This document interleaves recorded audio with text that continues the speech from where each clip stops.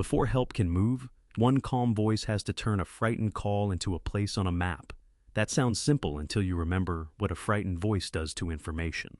A caller may not know the street number. They may be inside a building with no visible address. They may be speaking quickly, changing details, or trying to explain the danger before they have said where they are. The telecommunicator's first job is not to tell the story back. It is to make the story usable. That hidden job sits inside a system most people only notice when they need it. We call 3 numbers, hear a ring, and imagine a direct line to an ambulance or a police car. But the voice on the other end is the first interface in a chain of location records, local rules, dispatch channels, and train decisions. The chain began before the modern control room. Before 911, a person in an emergency might dial a local 7-digit number or ask a telephone operator to connect them. Those arrangements depended on knowing which number belonged to which agency, and on an operator having the right information at the right moment. In 1968, AT&T designated 911 as a universal emergency number, and the first 911 call was placed in Haleyville, Alabama. That created the 3-digit doorway. It did not instantly create one national emergency room, and it did not make every local system identical. Early basic 911 was mostly a routing problem. The network had to recognize 3 digits and send the call to a designated public safety answering point, or PSAP. But routing a call to a room is not the same as knowing where the caller is. The first system could deliver the voice without delivering a complete location record. That gap is where the job becomes visible. Imagine the adult telecommunicator at a representative 1980s console. The handset is only one part of the desk. There is a paper street map, a local address guide, a callback number, an incident card, and, in centers that had adopted early computer-aided dispatch, a screen waiting for structured fields. The worker is listening for a place before the caller has finished describing the event. What is the address? What is the nearest cross street? Is the caller inside a house, a business, a highway, or a large public building?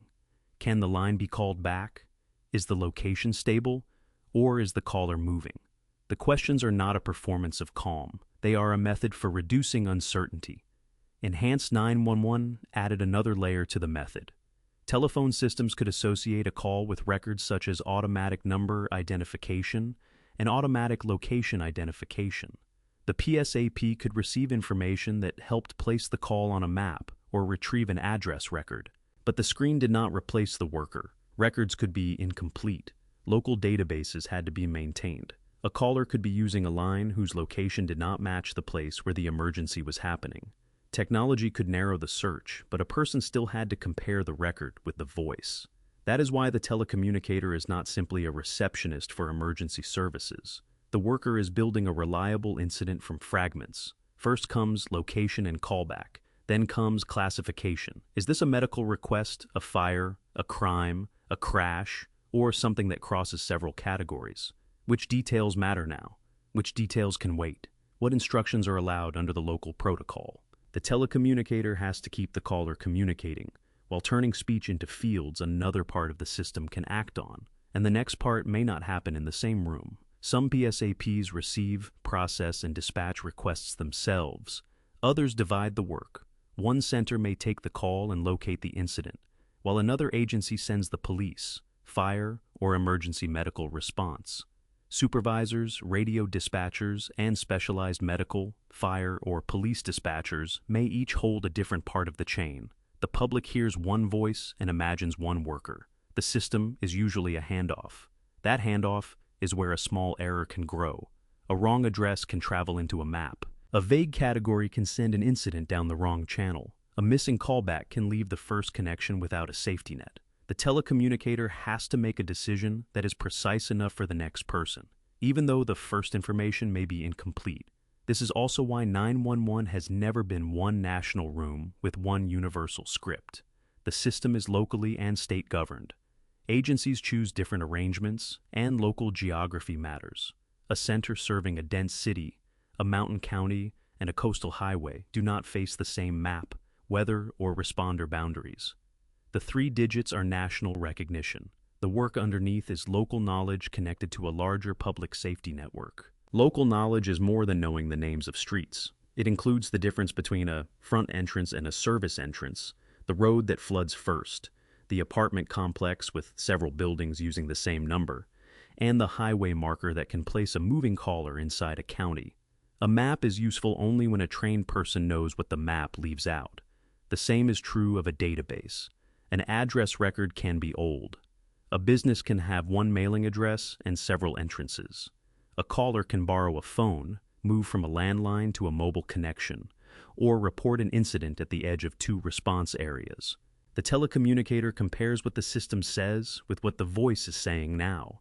In a paper-based room, that comparison might travel through a pencil mark, a highlighted street grid, and a spoken update over the radio.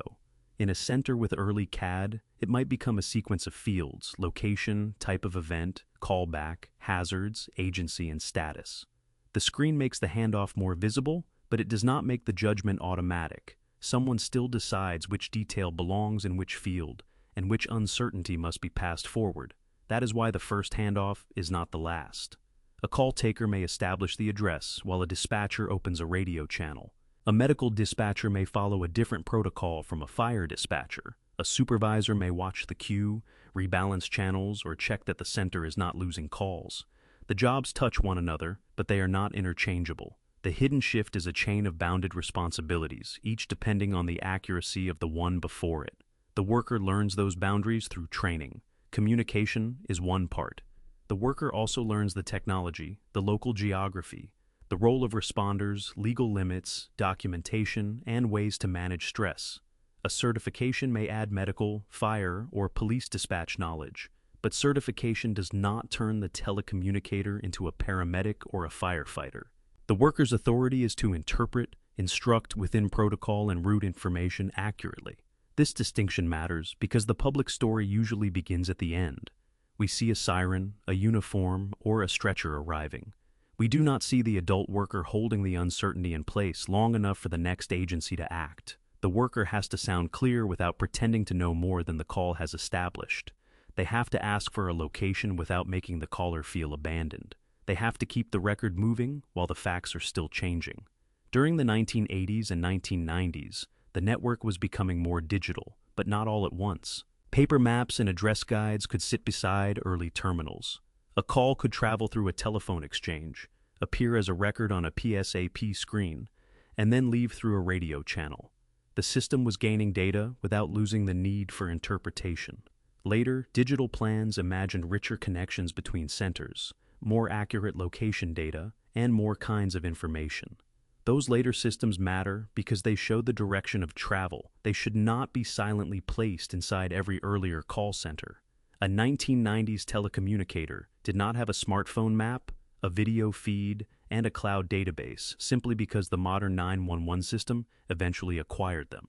The occupation had to be learned as carefully as the equipment. Training for telecommunicators has included communication, the technology used to handle calls, the roles of fire, police, and emergency medical responders, legal issues, and ways to manage stress. Some workers receive additional medical, fire, or police dispatch certification. The exact requirements vary by jurisdiction, but the pattern is consistent. The worker is trained to translate, not merely to answer. That translation has a human cost even when no statistic can summarize it. The worker must remain understandable while someone else is frightened. They must keep track of a location, a category, a protocol, and a handoff. They may work nights, weekends, or holidays because the phone does not wait for office hours. And they must pass the incident onward without becoming the responder themselves. The public sees the arrival of help. The telecommunicator lives in the interval before that arrival, when the information is still unstable. That interval is the hidden shift. The first 911 call created a number. Basic 911 created a route. Enhanced 911 added location records. Computer-aided dispatch and radio systems added more structured handoffs. But none of those layers remove the first human question. Where are you? It is not small talk. It is not a delay before the real emergency story begins. It is the first mechanical step in turning a voice into a place into an incident, and an incident into a response that another agency can act on. The 911 operator does not simply send help. The operator makes help find the right place to begin.